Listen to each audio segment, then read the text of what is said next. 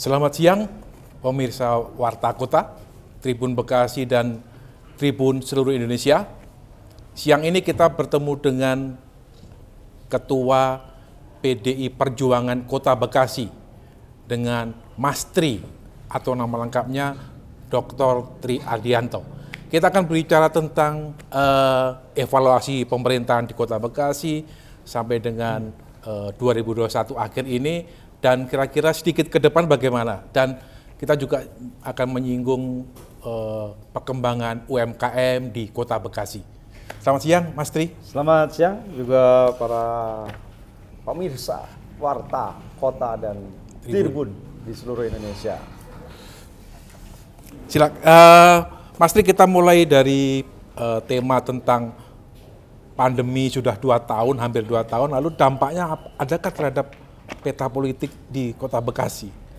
Ya, kalau kita memandang itu kan yang namanya partai itu adalah sebagai kendaraan.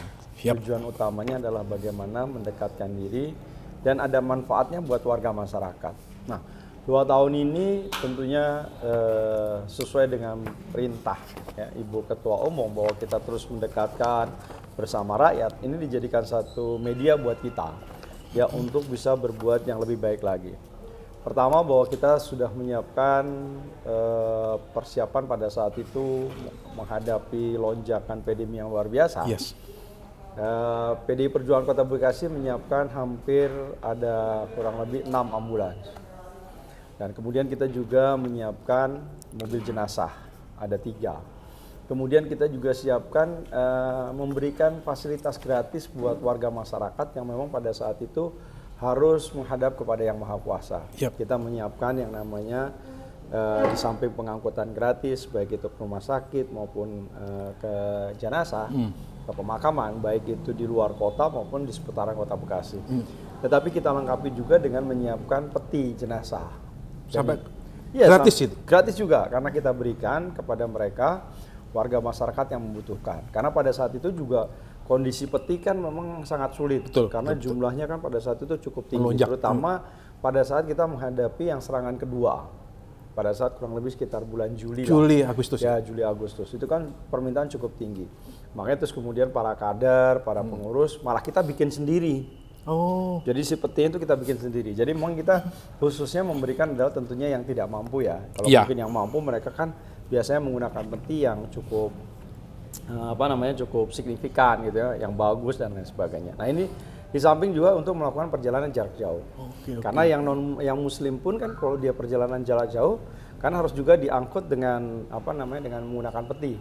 Khawatir juga kalau goyang-goyang tiba-tiba nanti di jalan dia bangun lagi kan. Nah makanya supaya nggak bangun lagi kita berikan kenyamanan. Itu sampai ke tempat peristirahatan yang terakhir. Ide membuat peti itu kan luar biasa. Apakah memang ada kader yang punya perusahaan peti atau? Nggak ada, karena yang tadi saya bilang bahwa kita itu pada akhirnya kita gotong royong, kita bikin sendiri. Kader itu bikin sendiri, bikin dari kayu sendiri dan sebagainya. Karena itu tadi produksinya, kalau kita beli peti juga mahal. Peti itu kalau beli itu kan rata-rata pasti di atas 2 juta. Padahal kalau kita bikin tuh nggak sampai 500.000. Gitu loh. Jadi inilah yang bahkan dulu ada isu yang 30 juta itu memeras. Iya. Siap-siap. Ya, terus kemudian juga pada saat kondisi kemarin juga cukup berat, kita juga menyiapkan yang namanya peminjaman itu loh Mas, Oksigen. Kemudian juga kita melakukan advokasi, pendampingan kepada warga masyarakat yang memang hari ini mereka tidak memiliki BPJS. Gitu loh. Jadi tidak memiliki BPJS itu dia mendapatkan fasilitas yang namanya layanan kesehatan masyarakat. Tapi biasanya warga masyarakat tidak tahu pengadministrasiannya. Makanya oleh karena itu perlu didampingi. Jadi karena itu harus ada surat keterangan dari Dinas Kependudukan, kemudian Dinas Sosial, kemudian dia membutuhkan appointment dari Dinas Kesehatan. Terakhirnya itu. Jadi menghubungkan 3 dinas ini dalam kondisi Covid tentunya kan menggunakan resiko dan sebagainya. Makanya teman-teman kader dan sebagainya mereka selalu siap dengan APD-nya. Ya, jadi alhamdulillah juga karena kemudian dari DPP memberikan kiriman juga APD buat tim kita. Tuh. Kemudian juga terkait dengan setelah itu kan kita lebih berperan terkait dengan vaksin. Nah, itulah juga PDI Perjuangan Kota Bekasi ya hampir 6 kali kita melakukan vaksin. Ya rata-rata ada yang 2.000 satu kali vaksin. Kemudian yang terakhir karena memang baru suntik yang kedua kali, itu 1.000 orang. Nah inilah upaya-upaya bagaimana kita mendekatkan diri terus kepada warga masyarakat sehingga ada nilai manfaat. Oke. Ini setelah bulan-bulan Oktober, November sudah mulai mereda dan kira-kira proyeksi 2022 nih program dari PDI Perjuangan apa Mas Tri? Ya, tentunya yang sekarang lagi kita optimalkan adalah bagaimana kebangkitan terhadap ekonomi. Oke, ekonomi. Karena tidak cukup juga ya kalau kemudian kita memberikan mereka program-program yang dari pemerintah pusat terkait dengan BLT, terkait dengan KIP, terkait dengan KIS, terkait dengan biaya pendidikan, sekolah dan lain sebagainya. Tapi yang paling penting adalah bagaimana mereka kemudian bisa hidup mandiri. Ya, jadi artinya kita mengoptimalkan apa yang mereka memiliki. Masing-masing manusia itu kan memiliki passion, memiliki nilai lebih, keunikan masing-masing. Jadi kalau mereka misalnya punya passionnya berdagang, ya kita fasilitasi. Kadang kita siapkan yang namanya gerobak, kita siapkan tempat, terutama anak-anak muda yang milenial. Nah, salah satunya contoh ini nih, kita nih ada berada di di UMKM nasi kebuli Jordan. Nah, ya dikelola sama anak-anak muda. Ya, dan ini ternyata base-nya adalah base UMKM. Sama dengan itu. Anak-anak muda yang memang mereka punya passion masih bisa membuat kayak barista, kopi dan sebagainya, itu kita siapkan tuh. Kita siapkan tempatnya, kita siapkan infrastrukturnya supaya mereka bisa hidup mandiri. Jadi ada beberapa kedai yang kemudian kita siapkan mereka untuk kemudian bisa survive. Itu kalau dia pedagang. Kalau kemudian dia sekarang yang sedang kita berdayakan adalah ibu-ibu. Oke. Ibu-ibu dan mama itu sedang kita latih mereka dengan latihan menjahit. Kemudian mereka dengan merajut. Kemudian mereka sekarang itu ada yang itu loh dari daun itu loh Mas. Jadi dia bikin bahan yang dari daun. Jadi itu juga cukup bagus. Fashion juga fashionable. Karena kita sedang lagi mencoba. Kemarin itu kita ada yang namanya Bekasi Fashion Week. Kita melibatkan desainer juga pragawati yang kemudian tingkatnya tingkat nasional.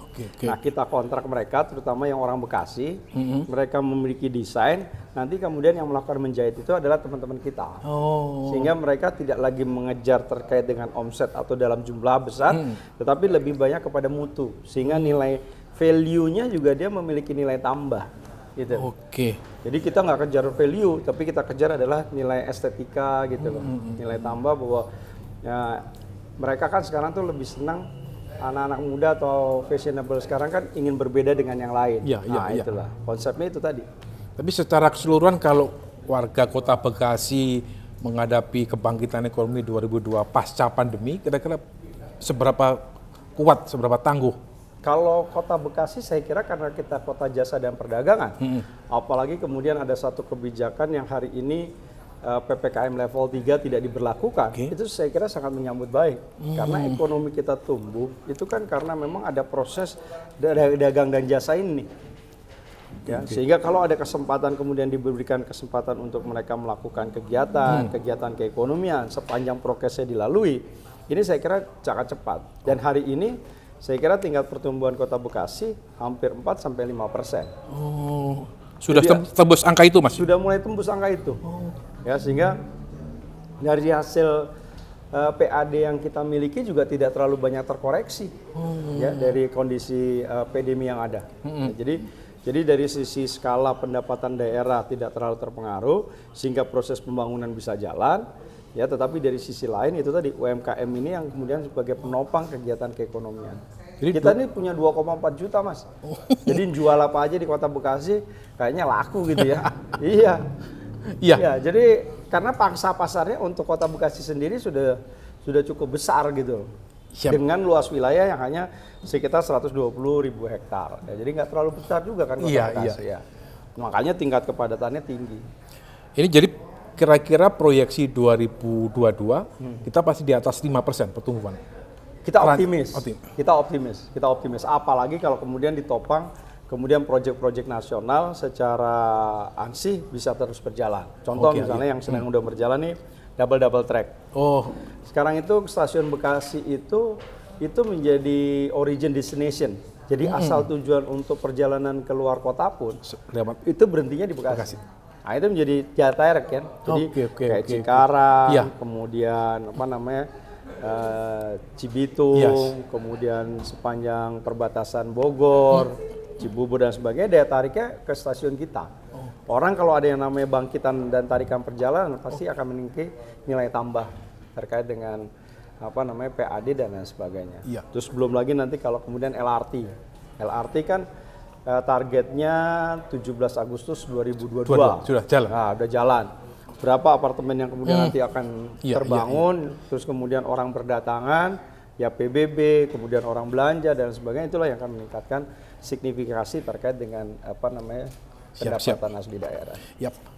Pemirsa, kita melihat optimisme yang kuat dari Kota Bekasi menyambut 2022. Hanya dalam beberapa hari lagi kita memasuki tahun 2022 dengan optimisme yang tinggi. Nah, di Kota Bekasi ini kita optimis mencapai pertumbuhan 5% atau ke atas, minimal 5%.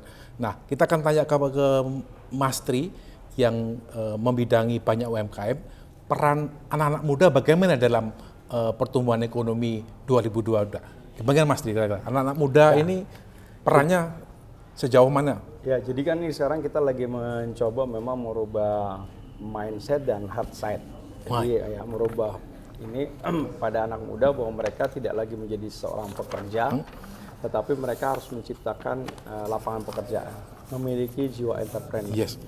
Nah, kita sekarang sedang membangun yang namanya Bekasi Creative Center, di mana itu adalah sebagai tempat wadah buat anak muda nanti mereka melakukan kreativitas. Nah, kemudian muncul apa namanya anak-anak muda yang sekarang itu mereka mengguliti di bidang bisnis.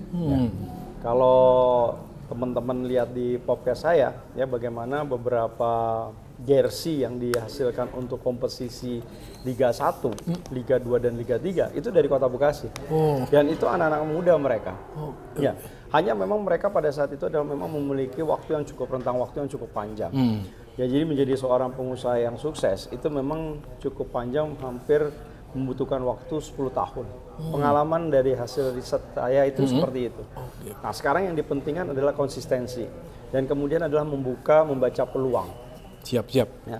Ada satu contoh yang di Bekasi itu anak muda lulusan pesantren dari orang nggak mampu, tapi dia punya visi waktu itu adalah menjual yang namanya dimsum.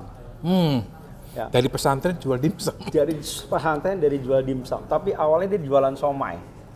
Ya, dia cuma tadinya ngerjain itu pakai alat rumah tangga yang ada di rumah ibunya.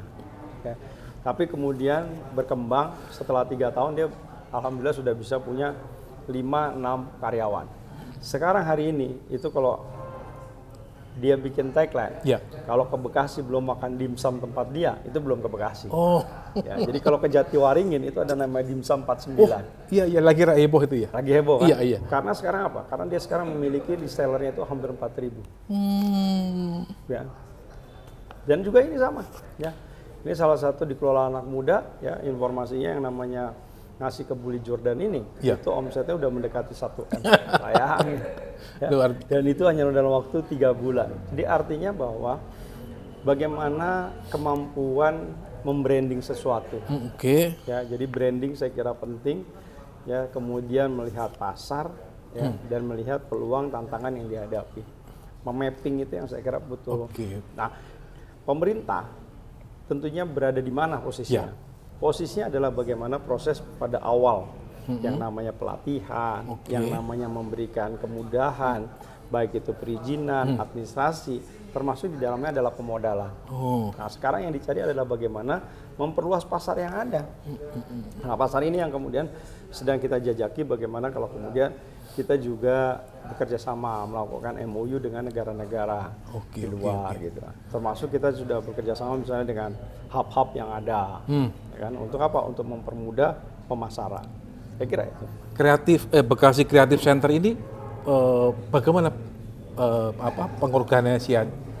Ini karena ini masih dalam proses pembangunan. Oke. Ya, tetapi kita sudah bikinkan tim yang kemudian nanti tim inilah yang kemudian akan mengelaborasi kegiatan-kegiatan yang ada di Bekasi Creative Center. Dan itu isinya juga relatif banyak anak-anak muda. Muda semua. Jadi sport, science, kemudian art, fashion seni, juga. Fashion itu semuanya dia. Karena kan ada kurang lebih yang namanya milenial itu ada kegiatannya hampir 19 klaster. Nah, itu nanti yang itu udah dipetakan semua. Dipetakan semua, mana yang fotografi, sinematografi gitu. Ya, kayak gitu-gitu lah. Ya.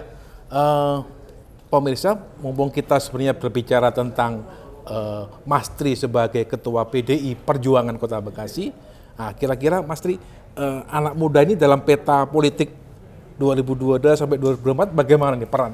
Ya kan kalau kita lihat sekarang kan kita memang menghadapi masa yang disebut bonus demografi. Bonus demografi di mana saat ini anak-anak muda yang kemudian nanti akan memegang peranan penting termasuk nanti pada masa 2024. Yes. Dan saya melihat bahwa anak muda sekarang itu sekarang lebih cerdas. Jadi memilih pemimpin itu juga dia melihat track recordnya, bukan kayak Pat Gulipat biasa 0+ saja gitu. Yes. Saya kira ini yang harus lebih dioptimalkan. Bagaimana pemilih-pemilih muda ini menjadi pemilih-pemilih cerdas, kemudian pemilih-pemilih yang kemudian peduli, ya tidak lagi apatis terkait dengan yang namanya politik. Karena setiap sisi kehidupan yang kita lakukan itu sebenarnya ada keputusan-keputusan politik. Semua mau harga cabai, ya, mau kemudian menetapkan jalan, pembangunan jalan, ya, pembangunan terkait dengan ruang terbuka hijau. Bagaimana membuka lapangan pekerjaan baru, itu semuanya ada keputusan politik. Nah ini harus disadari oleh anak muda. Sehingga anak-anak muda yang kemudian nanti hadir dan kemudian menentukan masa depan kota dan juga negara ini, saya kira harus tampil. Dan saatnya mereka harus tampil. Jadi pemilih-pemilih muda tidak saja sebagai pemilih yang aktif, tetapi dia harus juga siap untuk dipilih. Iya, jadi artinya dia juga harus siap untuk memimpin. Iya, jangan hanya ingin siap memilih, tetapi dia juga harus menjadi anak-anak muda yang siap dipilih. Calon ya. Nah, calon harus dipersiapkan. Ya, dan itu mempersiapkan itu, saya kira juga bukan waktu yang pendek, ya, karena butuh mengelaborasi, butuh jaringan, butuh pengetahuan, butuh bagaimana proses pendekatan, dan semua itu tidak bisa dilakukan secara instan. Ada tahapan yang harus mereka lalui. Pemirsa, kita mau dapat sedikit bocoran dari Mas Tri tentang kira-kira bagaimana kiat PDI Perjuangan mengulik anak-anak muda nih. Ya, kita sedikit saja. Ya, saya kira kalau boleh. Ya, kita banyak kegiatan-kegiatan yang melibatkan mereka. Siap. Ya, kegiatan-kegiatan keolahragaan, kegiatan-kegiatan yang kaitannya dengan lomba, yang kemudian lebih ke milenial gitu kan. Ya, terkait dengan foto model, terkait dengan membuat videografer, membaca puisi melalui dengan daring. Ya, itulah yang seperti itu. Jadi masuk dalam jantung kegiatan mereka begitu. Ya, kita sebetulnya lebih kepada bagaimana mereka memfasilitasi apa yang mereka inginkan sebetulnya. Siap. Jadi kita baca arah dan keinginan mereka, kitalah yang kemudian akan memfasilitasi. Siap. Terima kasih Mas Tri, waktu kita untuk ngobrol tentang politik dan ekonomi di Kota Bekasi. Pemirsa, kita akan mengakhiri pertemuan kita dengan salam dari Mas Tri untuk para pemirsa semua. Bekasi keren. Si keren. Terima kasih.